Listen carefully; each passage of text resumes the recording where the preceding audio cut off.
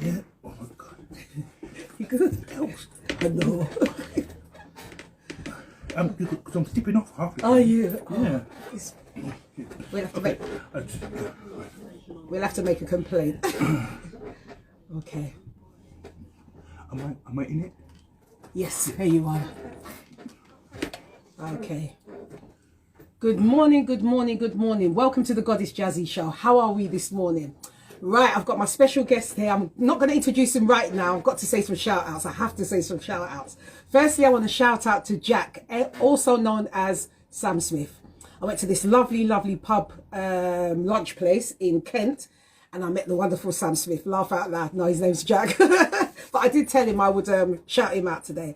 And I just got the wonderful news that the script is coming for me to play Tupac Shakur's mum. Yay! Thank you to Ray Barron. I'm so happy, you know. And I want to say another shout out to my goddaughter who's passed her architectural university implements. I want to shout her out as well. There. Now, everybody, guess who's here? Drum roll. The wonderful Peter Woods. Welcome, Peter. Thank you very much Thank for you so inviting much. me again. Oh, Peter hasn't been here since how long, Peter? It seems like years. Must be over a year. You reckon so? Just about over a year. Maybe a year and a half? Not quite. Not quite, no? But around about that time. About you know? that. So Yeah. what have you been up to? Oh, I'm exhausted. Are you? Oh, I'm God. exhausted. In a good way? Mentally, no, good and bad. Good and bad, You know, yeah? You know how life is, you know, it can be good, it can be bad, Yeah. you know, and the kind of life I've had has been a mixture of both, but especially bad, you know. Yeah. But it's part of life, isn't it? Yeah, that's what they You know? say. That's what they say, you know? That's what they say. You can't have, you know, everybody wants, you know, sunshine, but you can't have sunshine without a little bit of rain. Yeah. You know, so you got to have both, basically. haven't you? Yeah, You know? in order to function, most Well, definitely. in order isn't to it? grow as a human Oh. being, you know, because I think people learn more on the worst day of your life than you do on 1,000 good days. That's interesting. You know, because a bad day, a real bad day, you have to look within. Yeah, When you're having fun, you're dancing and it's great. yes. And nobody's looking in, you know, so it's important really to have some bad times. It really Wow, is. It really that's is. interesting. But something for me to meditate on anyway, you know? So how has your Christmas been and your New Year? Oh, My Christmas, Yeah. this Christmas was one of the most challenging, horrible, yeah. saddest times I've ever had in my life. And my story, as you know, has been hard. Yeah, you know? of course, But yeah. this one was such a blow mentally, physically, emotionally, because I was invited to go and see my ex. Okay, Yeah. nice. Yeah, it's nice. Nice, yeah? He lives in Norway.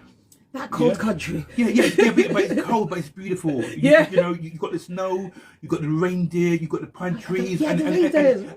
and it's like walking in a Christmas card. It really is. Is It it? really Oh. is peaceful, and I love it. Yeah. But I have not seen him for 8 years, you know, Oh. because of things that's happened in my life and his Yeah. life, you know. But anyway, so I knew his life is not great at the moment, you know. He's been on his own now for about 20 years, you know, and I know it affects your mind, you know, Yeah, when you're lonely, it affects Yeah. you badly, you know. So, and he's a sweetheart as well, and plus he's got bipolar, you know, so he's got a lot going on. Yeah. So I said to him, sweetheart, I will come in this year. Really, yeah, you know, so he was excited, I was excited. Now, Were you hoping to rekindle? No. You wasn't. No, you didn't have that kind of feeling. we don't. I love him to pieces, but I love him as a friend. Okay. You know, as a friend, we have a deep friendship. You know, when I make a friend, you know, I make a deep bond with them because of what I've been through. You know, not having any bonds as a child. Yeah. You know, I don't let anybody into my life unless they can show me who they really are. You know, and that's very important because when the shit hits the fan, you need people there. Yeah, You've got to yeah, stay there. definitely And all my so. friends have been there, including him. But anyway, so I've not seen him, as I say, for 8 years. I've been writing and talking to him, Yeah. but not actually seen him. Now he's moved into a new flat. So Nice. somebody died and he moved into this flat. Well, it's actually his flat now, and it's a beautiful flat, right? Yeah. But the guy who had it before him was a hoarder. Ah. So he's got 5 rooms, and every room is almost full with shit and rubbish. you Yeah, know? yeah. Anyway, cut long story short, he was getting his flat. You know, he's going to take out all the rubbish, and so he took out most of the rubbish, and he's been sending me tapes of his flat, the videos of his flat, and it looks so nice and charming. You know, the flowers Yes. and the pots and the paintings, and I thought to myself, wow, this is it looks fantastic. Yeah. But when I arrived there, when I went into his flat, opened the door, it was a mess. I mean, when I say mess, I mean real, like 3 of the rooms were, you know, Yeah. from the floor to the top, full of rubbish.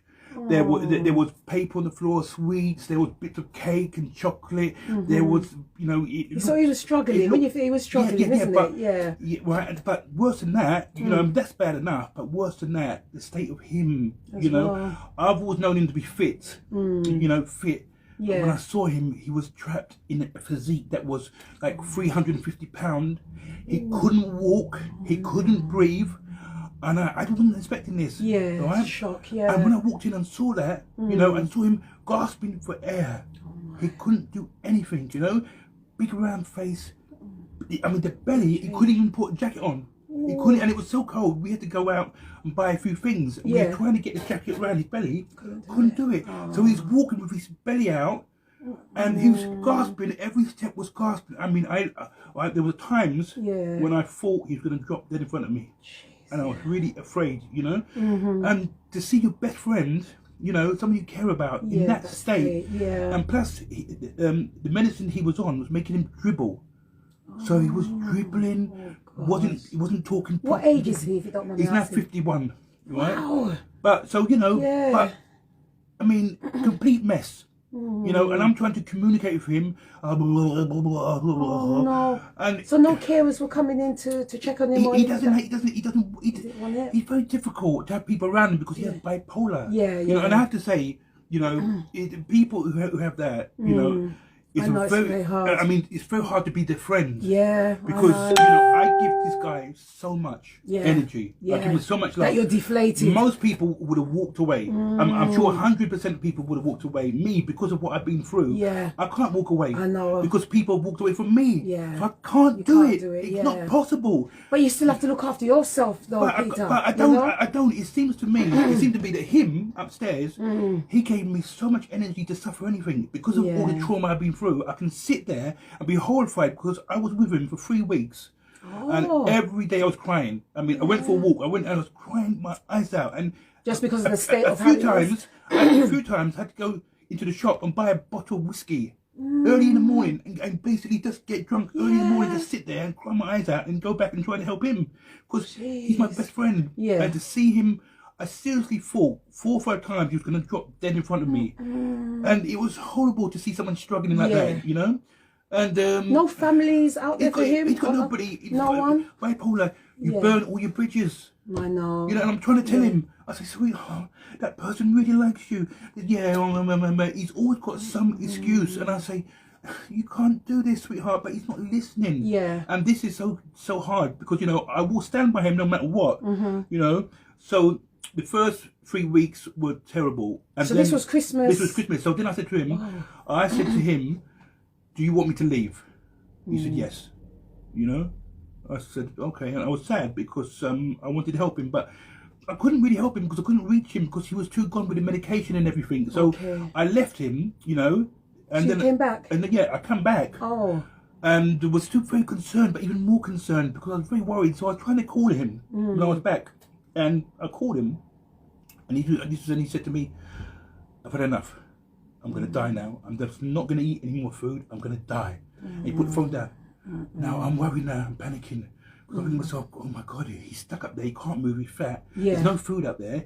He is going to die. He's my friend for 30 years. You know, someone I care about. So I got on the internet, tried to get someone in Norway to phone the police in Lillestrøm to go around and do welfare check on him. You know, and people did, you know. But I didn't get to hear. So for a week, I was pining because I thought he died. Oh, gosh. You know, so I was crying, but I was trying to hold it in. I was trying not to be too upset. And I was just thinking to myself, you know, that man, you know. And then I'm just thinking of him deeply, all the things he's been through, you know, because he died twice before this. In about 20 years ago, he had AIDS and his lungs collapsed and he actually died. You know, and he had to learn to walk again, you know. So he's been through some trauma, you know, and he's been homeless, and then in school he wasn't treated nice, and his parents. So morning, people, morning. So I understand his trauma, and that's why I can't leave him like that, right? So anyway, right? So I thought he died. So I was pining and very upset for about a week and a half, and trying to keep it together. Gosh. And then on the 10th day, I got a message from him. I'm alive. You know? Yeah. And I said, But expletive words. Right? So I flew in again. Okay. Right? Because I was happy. Yeah. So this was after Christmas now? Yeah, after Christmas. No, in fact, I made a pact with God. So he's got me now, because I said to him, I was so desperate, I said, God, please, just give me one more chance with this man. You know, because, I mean, you know, I'll do anything. You know, if you make him be alive, you know, I will do anything you ask. Just let me know. So I made a pact with God, right? Okay. And then he called me. So now I have to honour it. Yes. You know? and it's basically, you know, I said to God, use me, but let me know. And give me the tools to do whatever I need to do. Yeah. So it's up to him now, you know. But anyway, so I flew back in to see him about a month after that. Okay. Yeah, you know. Yeah. So would that have been in January? January, January, okay. Towards the middle of January, right? So I flew in, and he was but this time I knew what to expect. So I wasn't shocked. I was prepared. See, the reason why I was so shocked, because he was sending me the videos of his place crystal clear and like a magazine, and I thought things were great. So I wasn't shocked, so I knew what I was going in. So before I went in this time, I prayed to God outside. I said, Lord God, Jesus, just give me this strength, just give me this strength, give me this strength. I don't know what I'm walking into, please give me this strength. So I went upstairs, opened the door, and he was, you know, the same. Yeah. You know, the same, but this time he was on new medication, and this time he was really like, and I thought myself, young as well. You know, anyway. But it was better between us, you know. It's a bit better between us. Was he happy to see you? He was happy to see me, but with him, you know, his happiness is not a thing that he's used to, because he's been so down for so long. So, you know, a few times he said, I love you. You know, in all the madness, when he was taking it, he said, just to him, said, I love you.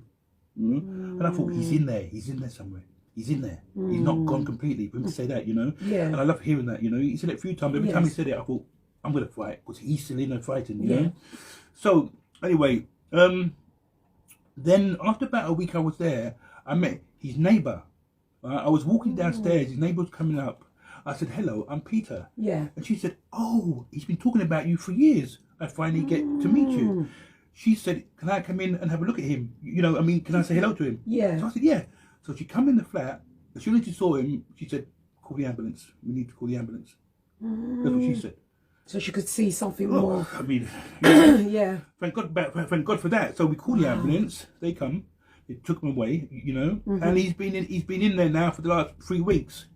But why he's been in there? He's been in intensive care because something wrong with his heart. You know, he's been in there twice. Yeah. And this and that. But anyway, he's going to be released tomorrow. But why he's been in there? He's lost about 10 kilos, which is great, because he was 170 kilos. I wonder if that's because of the medication. No. Because I was there. Comfort eating. Oh, it's comfort eating. You know, okay. I've been doing that since I was young. You know, when you go through that stress, you need some kind of comfort. You know, so we all have to have coping mechanisms. You know, and I've got loads. You know, I've had to have mine when I was young. My first one, coping mechanism, I still have now. Yeah. Was rocking. Oh. Yeah, when I was 3 or 4. And I've seen a lot of young kids doing that. Yeah, it's comfort. You comfort yourself. You've got nobody to give you a hug. Yeah. So you're hugging yourself. You know, it's sad. When you see that, it's sad, because it means you're being neglected. It means you're not getting what you need. And I see it clearly. You know, people, but he's mad. No, he's not mad. He's just not getting what humans need. And everybody needs affection. Yeah. You know, and a lot of people, I mean, I suffered it. And even now, a lot of people, they go through something called skin hunger. I remember you said that last time, And that is the need. Just everybody has a need to be touched. It's much important to grow up healthy, you know. And for the first 18 years of my life, 36 years of my life, I wasn't touched by another human being in a loving way. They wanted to beat me up in the home, or if I wanted to get raped or whatever, then they touch you in that way. But it wasn't, and I always craved, with me, I've got a very sweet heart and personality. I just have that even now. It's no matter what I've been through. People say, yeah, but how come you're still like this? Because I wouldn't let the adversity destroy the person I am inside. Now, that is real strength. Because when most people go through adversity, they change, they get bitter, they get angry, they get resentful. Definitely. Not me. I wouldn't let it happen to me, but I'm too strong for that. I said, no, nobody's going to destroy it. I'm made to love. I'm made to love. That's right. That's I'm right. made to be loved. Yeah. I'm made to give love. I'm made to radiate love. No matter what, I'm all about love. My page on TikTok, it's all about love. I love to give a message out.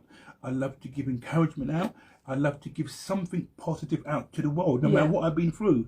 So the real strength, which people don't know, is no matter what you go through, folks, keep a good heart. Definitely and be polite and nice. Because what I've realised, you've grown.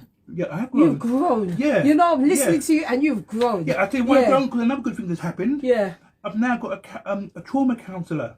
Very nice. Yeah. See, now she heard my latest podcast on YouTube, Life is Sound. Yeah. A Life of Adversity with Peter Wood. So I did that early last year. So it's a new one. Have you heard it? You haven't heard it? No, I haven't. Well, it's a new one. You have to go. I will. It's I will. more profound, right? Yeah. Send me the link later. Right. Yeah. So I did that podcast, right? Now this person, she lives in Manchester, right? Oh. And she heard it. Now she's been a trauma counsellor for 40 years, right? Look at that. And she said in a message, I've never come across another case as severe of yours. Your adversity has been so extreme on every level for so long.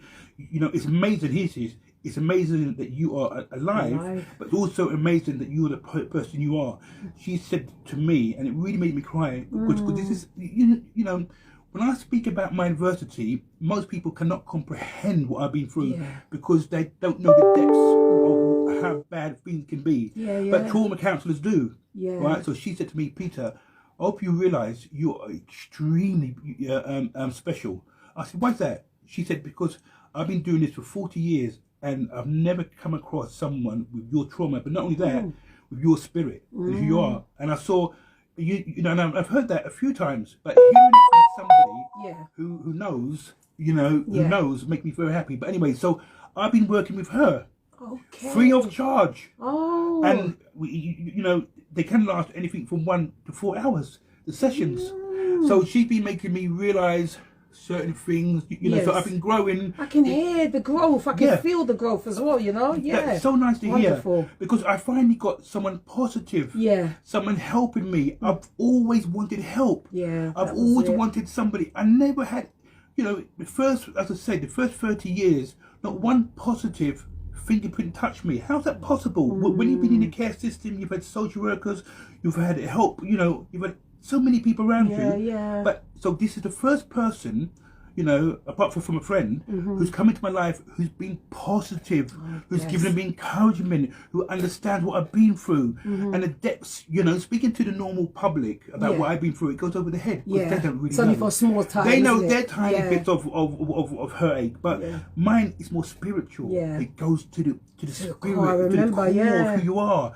And it really is a terrible spiritual pain that is beyond most people's comprehension. If most people were to experience what I experienced for one day, they'd jump out the window. Honestly. They'd jump out the window, or they'd be in a madhouse. Yeah. So, she's telling me, and I know, my strength is unbelievable. So when I go to help anybody, I don't get, I get tired, but the energy is always there to help them no matter what. Because I'm born, obviously I must be born just to give, to be that. Sometimes we're the special ones that have been chosen, I believe. People say that to me, Peter, but you're a bit special. Well, and I hate when I hear that, right? Because, I hate it. The reason why I hate it, people say, Peter, do you realise how special you are? And I said, yeah, I'm special at crying. I'm special at going through adversity. I'm special at being beat up. So I don't feel special. So when I hear it, I don't like that word because, just last week we were talking about that. Trauma counsellor, and I was doing a live because I'm training now. I'm also training now to be a life coach. Look at you, Mr. Peter. I love touching Peter's arms, I tell you. So I'm training that. Wow, life look coach. at that growth. That's what I'm saying. My God. You know? From when you came, Yeah. I remember how fragile you was till now. Yeah. Now you're training to be. I'm trying to be I'll come to your class. a trauma life coach, you know, Yeah. because as I said, because I just want to, I want to help.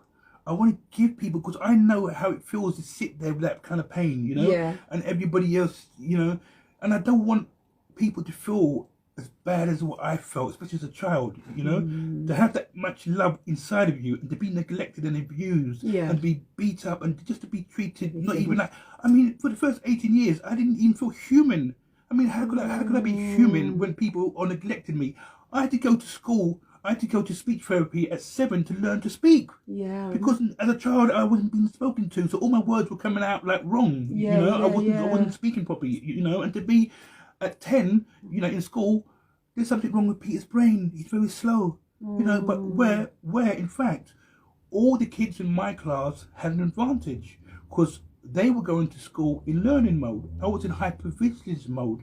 And, you know, because anything could happen. I was on, you know, so people don't realise when you go through trauma when you're very young, it's always going to be there because it's in your DNA. Yeah. You know, so working with this trauma counsellor, she's making a difference, and she's doing it free, and she's doing it from her heart. So I know it's kindness. Yeah. You know. Yeah, of course. So that's why I'm growing, because I'm getting. I can hear it and I can see it. You know, it's amazing. It's brilliant. Have you been in contact with your brothers?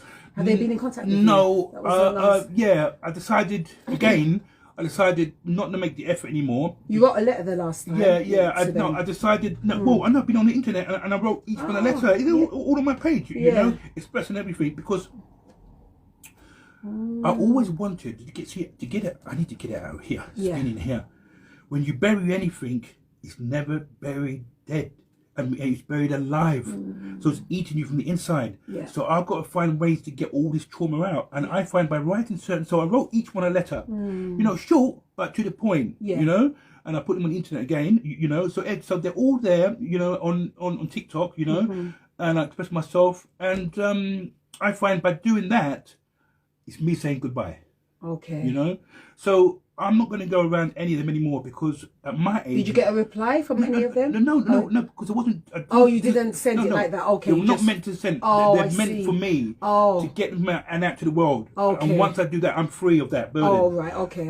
If they see them, but I've got a feeling one or two of them, they look, you know, because I was told, you know. But I don't care about that. That's not the point. The point was for me to write it all down, send it out to the world, and then to carry less baggage like that. Then I'll carry less. So I've been doing that with all of them, and then I said to myself, I don't need them now. I needed them when I was young. Yeah.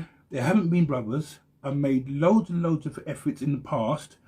I'm now at my age. I can't afford, you know, because not only that, I bumped into my nephew, right? My nephew last year. Anyway, he's a Peter, you know, so we hugged. Yeah. And he said, why don't you and my dad, you know, make up? Yeah. I said, I can't do it. He said, why can't you do it? And he said, what I said to him. I said, because your uncle, your dad, the brother of mine, I worked out the other day when I was thinking of you four, of the brothers of mine, they turned off their emotions very young to get through the care system. They had to do that to protect themselves, And I understand that. I couldn't because I'm born highly sensitive. It's a personality trait only 15% of the population have. I'm born that way, so I couldn't turn them off because I'm born to be sensitive as fuck. That's me, right? But your brothers turn off their emotions. Now, I understand they had to do that to get through the 18 years. But what they forgot to do when they got older, they forgot to turn them back on. Yeah. And he went to me, wow. I went, what? He said, my wife says the same thing about me, about him. So I said to him, that's the trauma he's passed to you. Pass it on to him, You see? That's the trauma he passed to him. So his son is the same because his wife. And then he said to me, and then I said to him also, right, another one is eating sweets. He went, my God, I eat a load of sweets. That's trauma again. That's the trauma passed on to you. So that's why it's important to sort out your trauma before you have kids. Break that generational curse. Because otherwise, you know, so it's interesting that, so I can't be around them free because their emotions are off. Okay. How can I be around them? And I'm too old to tell them to do this and do that. You know what I mean? If they're not going to, you know, and I've always been emotional. Always. I've always cried. I mean, I'm crying no matter, even when I'm massive like that. Yeah. But people like me for that because it's realness. It's real, yeah, it's of realness. course. And you're allowed to. I've always been liked. You know, I've never had a problem making friends. Even in jail, wherever I go, you know, people always come to me because they know they're seeing realness. You know, and even all the tough guys that come. And with me, they're very sensitive and they're very telling me the problems because I don't judge. No. Who am I to judge?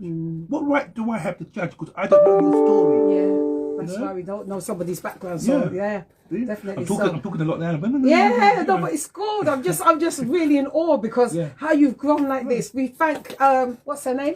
Mo. We thank Mo for just doing all of Mo, this. You know? thank you very much. Thank you. Mo's been a godsend. Look at that. And she's very patient as well. You know, and I can see that she really is impressed with me, but not only that, I can see she really enjoys helping me. I can see the enjoyment, you know. Yeah, it's good. I mean, she's almost excited, you know, every time you know I do a class with her because I do a class with her twice a week. You know? Do you do a face to face? We do it on like a Zoom. on Zoom, you know. So, but she's beautiful. She really is. She's a beautiful human being, you know. I mean. She said, Peter, when I heard your podcast, I cried for 2 days.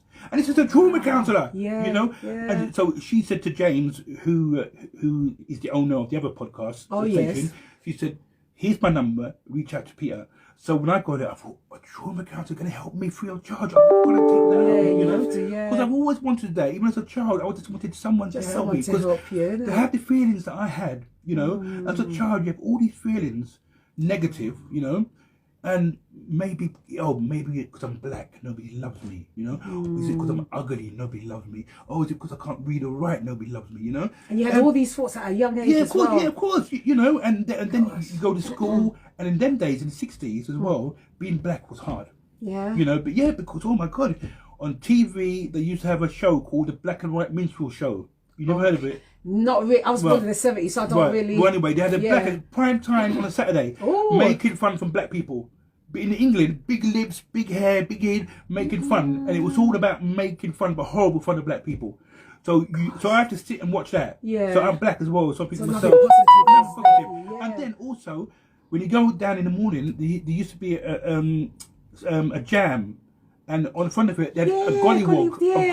So again, but again, I'm seeing something negative. So on TV, negative. In the morning, you get negative. And then there used to be the skinheads who went around beating up the blacks. Then you had the police, you know. And it was just a negative. And then I overheard two of my characters. This got me. This is the thing that really got me. I was only 6, right? Jeez.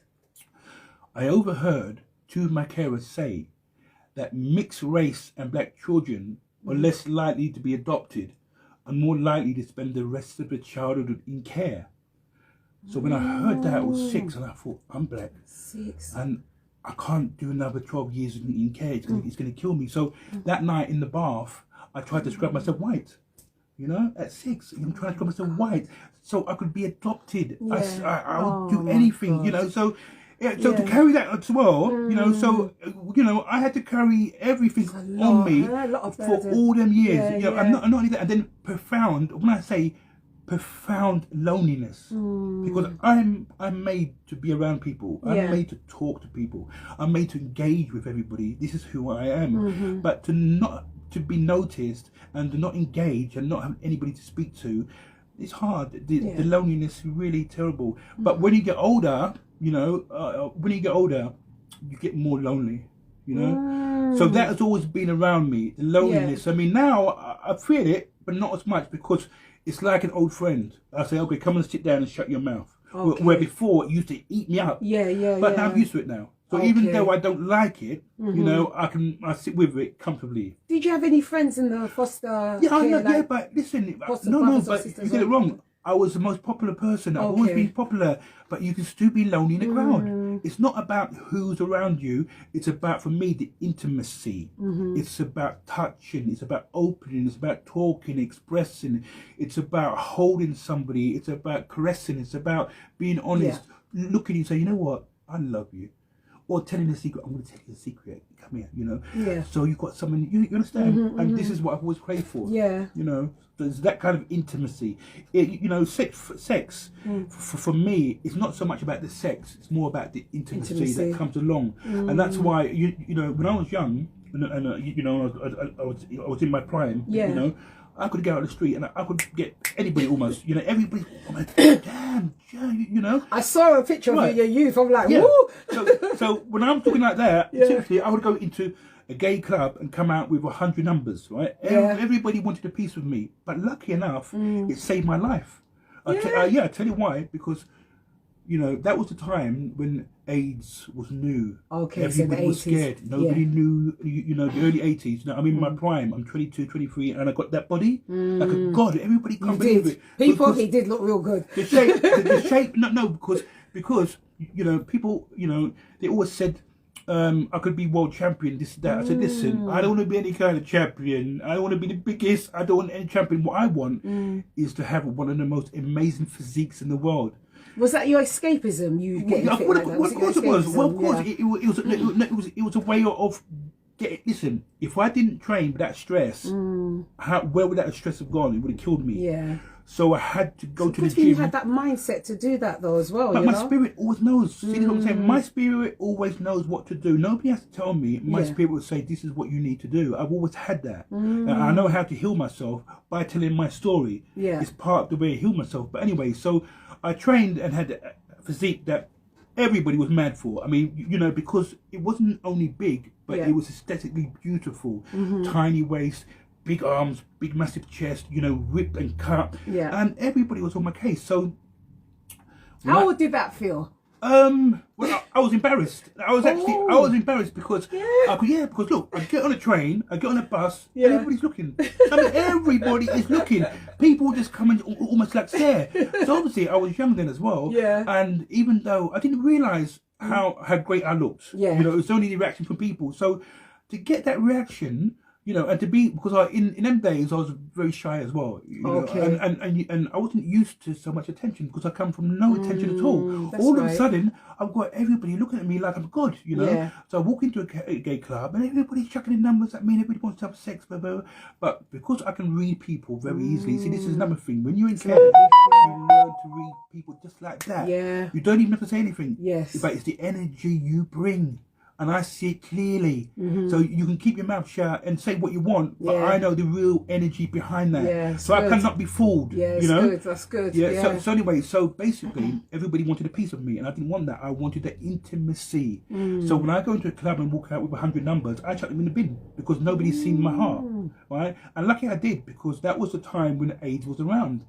So, you know, lucky I didn't have any sex for the first, I didn't have any sex till I was about 25, 26. And lucky I didn't, because if I did, I wouldn't be here now, you know, so. But you see, you had that mindset somehow. Okay, my spirit, you know? that's my spirit. That's my spirit. My spirit always knows what to do, you know, so anyway, so, and I remember walking into Heaven, the biggest gay club in Europe, for the first time, you know, and a little bit scared, you know, so I got in the queue. And as I got to the front, I got out of the queue because I was just too scared. I walked around the block, you know, because I was nervous, you know. And then I got back in the queue again and got there, and I come out again. So I said, you know what, I need to go and buy whiskey. So I went to buy half a bottle of whiskey and drank it before I got into the club. Just so that you could. So calm down. So I got there, and when I got there, you know, everybody, me, coming free, you know, because, you know, as I say, because I looked like I did, everybody, you know, so I got in there and the bouncers were on my case, they gave me the numbers, everybody was buying drinks, and it was a bit overwhelming, you know. But then I went into one room and I saw a young guy, about the same age as me. He was on his own, and I saw him over in the corner, and I don't know why, it's with my soul, I knew there was something wrong with him. Well, I didn't know what it was, but he was sitting on his own, so I went over to him, I said, hi, how you doing? He was, hi. And he you know, hi, and I could tell in the tone and the energy something was badly wrong. So I sat down and I said, how you doing? Okay. I said, what's wrong? You know, and then we kind of talked. I said, can I buy you a drink? So I got him a drink, sat down to him, and I was, you know, speaking to him really carefully because I knew something wrong. And then he told me that he got AIDS, you know. And it was new then, scary as well. Nobody knew, this and that. Yes. So anyway, so I started talking to him, and I left him after a while. Then about 2 weeks later, when I saw him in the same place again, I said, "Hi, remember me?" And he was a little bit more excited. I said, "Hi." Brought him a drink, we sat down. But this time I noticed on his face a bit of legions, Okay. And I was a little bit concerned. Anyway, we had a chat, then I went away. And then about 4 weeks later, I saw him in the same place again, and this time he really looked terrible. Yeah. I mean, and I was almost like horrified, but trying to keep it together myself. And that's the last time I saw him, so I imagine he passed away shortly after that. Yeah. But, it was a scary time. And looking like I did, lucky I protected myself, not having sex. This is what I'm saying. You had that mindset, even though you went through what you went through, to kind of stay away from it in that respect, Yeah, and so, the trauma counsellor, as I say, she's really been a godsend, So it's from her I started doing the life coaching, and I'm looking forward to that. So I'm doing a course now. I do it every week. Yeah. And there's about 5 of us online, and we're all talking, and we've got to do all these exercises. But, it's good. I can't wait. And, and finally, it will be a proper job. Because I never had a job, Okay. But I couldn't work. How could I work? Yeah, with all that distress and trauma and everything. How? I could never, I knew when I was young, I could never have a proper job 9 to 5 because, that's the trauma, and I've got so many triggers. And triggers, yeah. So if my boss is behaving in a certain way that reminds me of something in Something the care, else, yeah. I just tell him to, and it won't be, so I could never have a proper job now because I've been damaged. I'm damaged. I mean, I must be one of the most damaged people, anybody's ever met. But at the same time, I'm aware of it. Yes. So I conduct myself. I don't hide it, but I don't let the damage override who I am. The damage only comes out in me rocking or doing certain things. Yeah. So. Oh God, I'm so happy to hear from you like this. I'm so happy to see your strength. Yeah. I feel like I speak to a newer Peter. A newer Peter. Well, it's growth, isn't it? It's real growth. And I've always wanted growth, but because I've always grown, but grown slowly. Slowly. But with her, she's opened up so many things. And you've spoken about everything. You've opened yourself up about everything. Well, come on, you know me. That's the thing about me as well.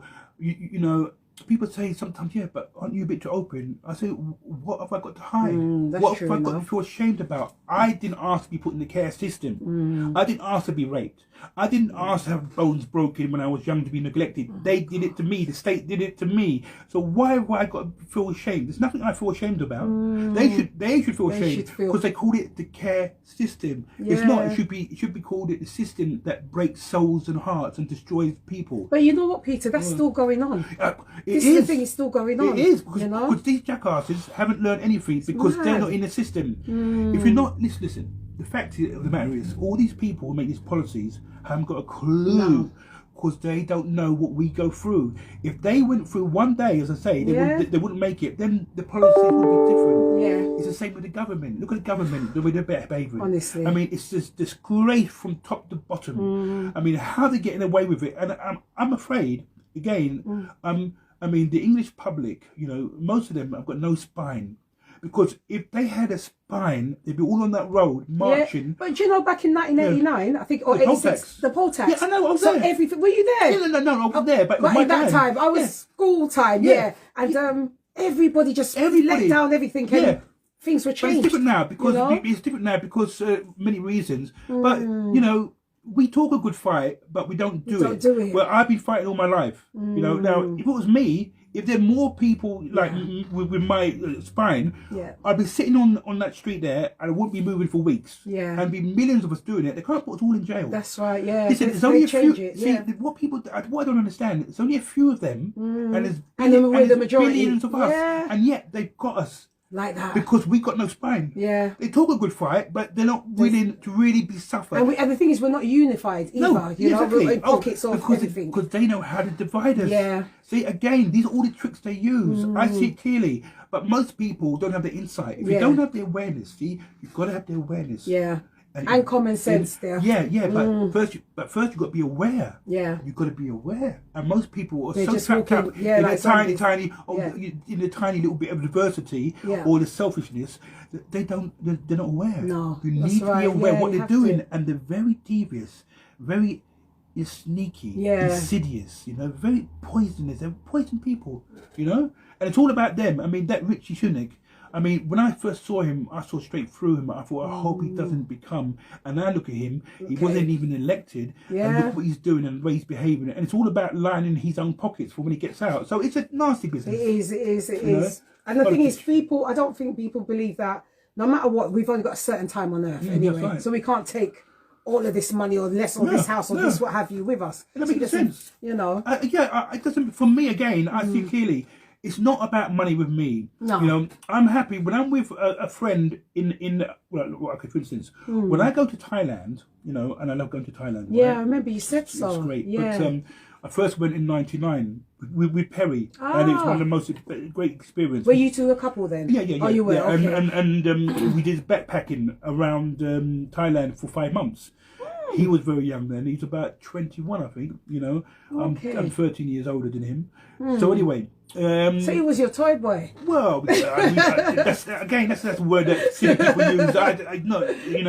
That wasn't an issue. You know. Yeah. But see, again, all these little phrases people use, for me, it's nonsense. It's love. It was love. It doesn't matter what age you are or what colour you are. If you love somebody and they're at an appropriate age, everything's fine. But everybody likes to put a label on things. Yeah. And for me, it's really silly. You know, at this age you must do this. At this age, that, yeah. I don't carry that because I know it's nonsense, right? But so we went there and we had the most amazing. I mean, every day was like a dream, and there wasn't enough minutes or hours in the day, and it was so enchanting what we experienced together that really opened our bond even stronger.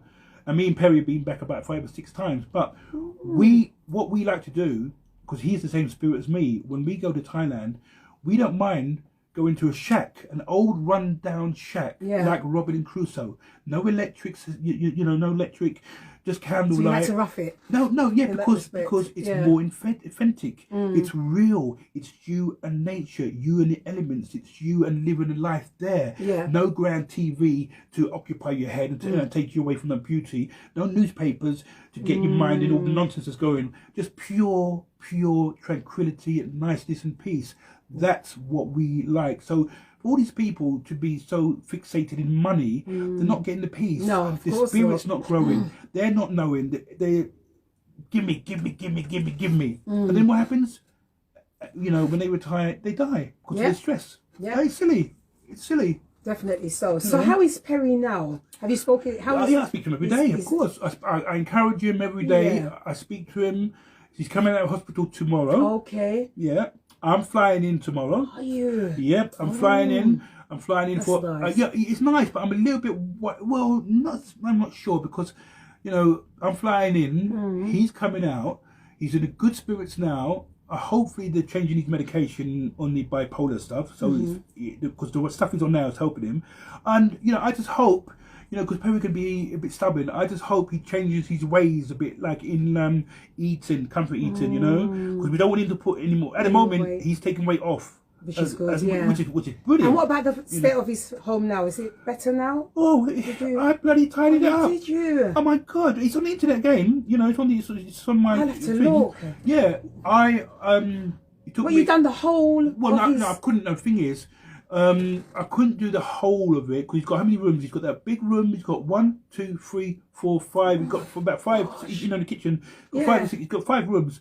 So what I did, the main room, which is about three times his size, beautiful. And it's really beautiful. It's got a really nice flat.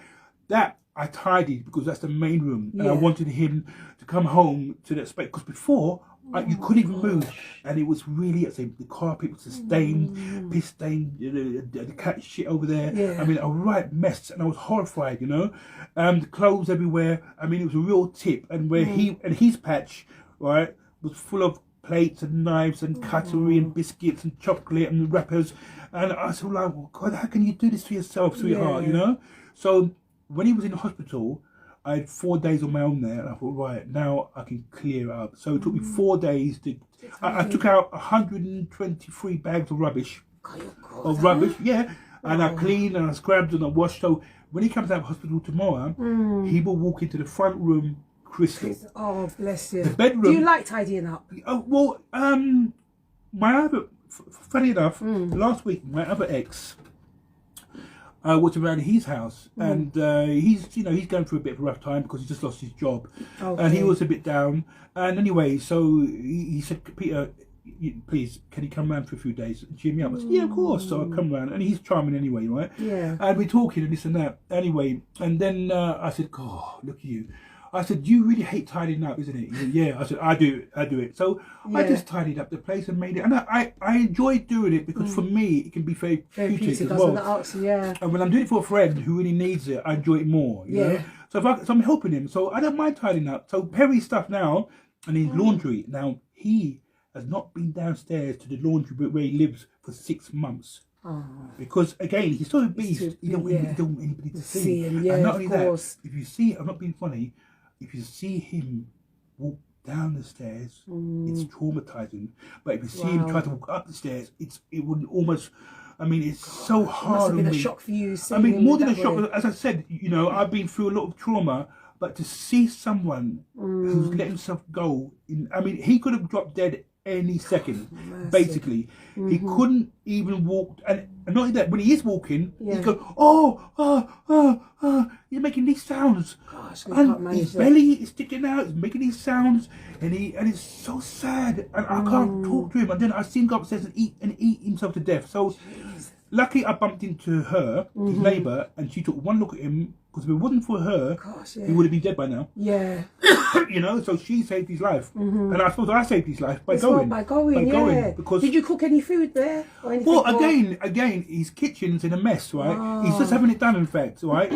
But he's only got a microwave, right? So that's all he's got. So it's difficult. It's difficult, But he's coming out now. He's only got a microwave. So I'm taking some chicken tomorrow, enough for a week. You know, but already cooked. The one already cooked. So put there. So I'm taking chicken. But after that, I've got porridge. I'm taking. Yeah. Oats that easy to do. Heat that up in the we can have ham, and so it's going to be a struggle until he gets that kitchen fixed. But he said to me, this is great news. He said to me, Peter, when you come on Wednesday, on Thursday, we're going to go to IKEA. I went, really? And we're going to look at the kitchen stuff and and pick out the kitchen.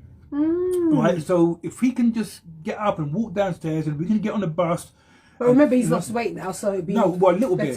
He's still 150 odd kilos. Oh, you know, gosh. So you know what I'm saying, if you'd have seen him before that, the belly. It seemed like for him, all the fat went around his belly. It wasn't really. It was watery everywhere else, but just the belly. I've never seen, I looked at it, it amazed me, and I put my hand, he was laying on the couch, and I put my hand around it, and I could feel it stretching, you know, the stretch marks, you know. I mean, it was really terrible, and I just hope and pray he doesn't go back to that, because if he does, then he's not taking it seriously. And then when he was in the hospital, they found there's something wrong with his heart as well. Can you imagine? So I said to him, so he's been complaining, right? So I said, sweetheart, I will say sweetheart. I say, sweetheart, please, I beg of you. You know where you are right now. It's the best place for you, love. They got good hospitals and there because as well. Let me tell you one thing. If you was in London, England, you'll be dead by now. They would have looked at you and sent you home the same day. They wouldn't give you. Look what they're doing. In fact, you're getting treatment that money couldn't buy. I mean, they really looking after him. I mean, they really. So he said to me yesterday. He said to me, I can see he's thinking, okay, now. He said to me, "Oh, I'm so glad I stayed. I'm so glad," because he wanted to go the first week. He was moaning every second, you know. And I hate that. When he starts moaning, I really hate that. It gets my back out because. And you can't control it. That's the thing about. No, but I have to control it for him because he is bipolar. The slightest thing I say wrong, he's on me. He'll be on you. He's on me, you know. So how do you take it? Because you can't. Well, what happened was talk them. You have to just step back. Christmas, as I say, but I've taken all the posts off because what happened was Christmas when I went and I was around that sadness. I was so disturbed myself. I never had a breakdown, but I had to have a coping mechanism. So what I was doing, I think I was posting on TikTok a lot of stuff that was going on, right? As a way of getting help or screaming for something. I don't know what was going on. So I posted a lot of stuff about it in videos. But when I got back to England, I looked at them and said, no, that was disrespectful. So I took them all off now. But how I cope with it now is someone said to me that time when people were sending me messages of support from all over the world, they said, Peter, what you've got to realise is he has bipolar and the medicine, so we don't take it personal. You know, so then I was thinking, it's his illness talking or his medicine. So now when he plays up, I just try to control it, shut my mouth and say, okay, sweetheart, okay, you know. Yeah. So with me as well, he likes to feel like he's in charge, you know, and he likes to get the last word. Where before I wouldn't let him do that, you know, my ego or whatever. But now I say, okay, sweetheart, okay, love. Do you think it's because you understand it more? I understand it. Because I'm older, I understand it more, and I realise I mustn't take it personal because he's not always, he's not complimentous completely, you know. He's non-complimentous, you know. He's just not there, you know. So I love him. I'm going to support him the best I can. Well done, it's hard on me, but I said to him, let's go to IKEA on Thursday. So we're going to go to IKEA, we're going to get a kitchen, and then upstairs they serve these lovely meatballs. I love, that's my thing. That's my thing with mashed potatoes. yeah. You know, so we're going to go upstairs after that, sit down and have a nice meal. You know, so I've grown. You have grown, very much so. Yeah, you have, and I'm really, really proud of you because honestly, from when I met you, you were very fragile, which you're allowed to be. Yeah, of course. You know, and now you're just like that. Yeah, well, you know what? It wasn't like I'm fragile because I've heard that before. No, I've never really been fragile. But with me, because I feel a lot and I cry quite easily, people think it's been fragile, but it's not. It's because with me, I've realised, and she understood this with trauma counselling, because I feel more than most. I see more than most. You're going to feel it intricately. Being born highly sensitive means, as I said, it's a personality trait. Only 15% of the population. Our emotions are wired differently. It's been proven.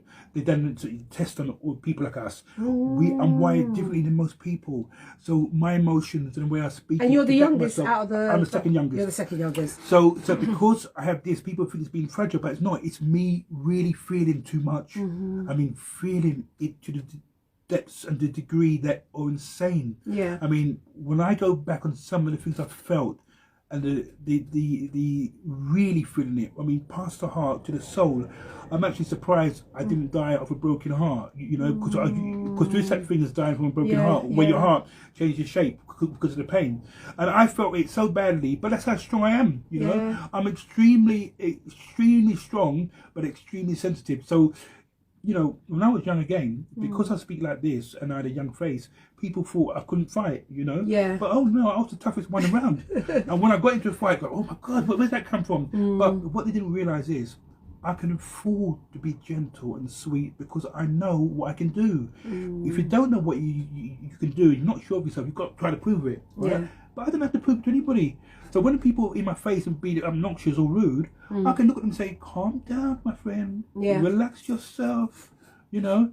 And what do you mean relax myself? I said, you heard. I said, relax yourself. And a few of them, they wanted to test it. And then I give it to them, you know. And when I give it to them, they say, see, you know, I was tough as you thought you were. But because I knew, and it happened so many times, you know. And then I started working in nightclubs, you know. I was doing security. Oh, you did on the door. Okay. Yeah, and I worked in some of the toughest clubs with some of the toughest people. God, you know. So again, especially then, you know, we're talking about 30 years ago, you know. So I'm working in all the doors again, and when they come in, I say, my friend, I said, why don't you relax? You're making a nuisance. Look what you're doing to her. Now, please behave yourself. What do you mean behave yourself? I said, you heard me. I said, and I look at my eye when I'm saying this, because now I'm getting serious. The only time I look at people in the eye when I'm getting serious. I said, you heard me. I said, listen carefully now. You know, so then I want to make sure, before I turn nasty, or to make sure I give them enough rope to hang themselves. So I was in one bar many years ago up in Muswell Hill, and there's two guys. They come in, they had a tight shirt on, you know, did a bit of weight, you know, and I looked at them and I thought, okay. You know, they come in because they thought there was something, right? His arms must have been about 16 inches. He didn't know underneath my jacket were 21-inch guns, bigger than his legs. He didn't know that, right? So anyway, I'm looking at him and I can see his attitude, because a lot of these young guys, when they get a bit of growth, all of a sudden they think they're Superman, you know? Got a bit of muscle, they think they're tough. Muscle doesn't make you tough. I was tough before I had the muscle. Anyway. And yours was natural. Right, right. So when I see these two guys in there, right? You know, when it comes to the end of the night, it's time to leave. So I went up to them. I said, my friends, I make sure I don't give anybody an excuse to turn on me. So I said, my friends, can you drink up, please, and start to go, because we're shutting in 15 minutes. So he said, what do you mean? And I just looked at him and I walked away. And then I went round and then I went back to them because the drink didn't move. So I said, hey. Again, look, I said, hey. And then I stopped. I said, hey.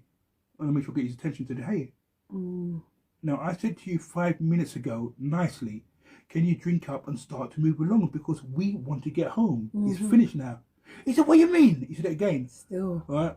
And now I'm starting because twice. You're tempting. I don't do free. Yeah. You know? So I went around again and it didn't move. So excuse my language, but I was a bit more rough with my language. Yeah. And I put it on him there. And then he said something like, who's this C? To some guy. And before he could get that out, I knocked him out basically, because that's the only language he understands. So when I did turn violent ever, it was only because that was the language that they understood well, and I didn't want to do it. But I thought myself, I can only speak to you for so long, and in a way that is nice for a short while, you know. So I always had it all my life because I am extremely tough. People and I'm extremely soft. People didn't realise until I put it on them, you know. So. But lucky I'm past that now. I don't have to go there because I'm, you know. But doing door work and then from there. Okay, let's just stop.